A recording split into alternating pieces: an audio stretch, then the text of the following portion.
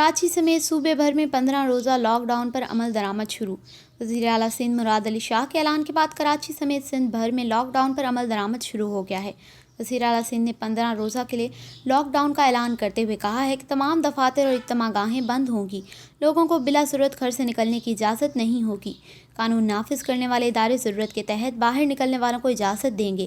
ایک گاڑی میں ایک ڈرائیور کے ساتھ صرف ایک شخص ہی سفر کر سکے گا۔ شناختی کارڈ۔ مراد علی شاہ نے حکم دیا ہے کہ اگر کوئی شخص کسی کام سے نکلے تو اپنے پاس قومی شناختی کارڈ رکھے۔ کوئی شخص بیمار ہے تو اس کو ہسپتال منتقل کیا جا سکتا ہے۔ ہسپتال جانے کے لیے 3 افراد یعنی مریض، ڈرائیور اور تیماردار جا سکتا ہے۔ احتیاطی تدابیر کے ساتھ ضروری سروسز اور کھانے پینے کی چیزوں کی سپلائی جاری رہے گی۔ ہم مہنگائی اور ذخیرہ اندوزوں کو روکیں گے۔ جب ہم سختی کریں گے تو مسئلے مسائل ہوں گے۔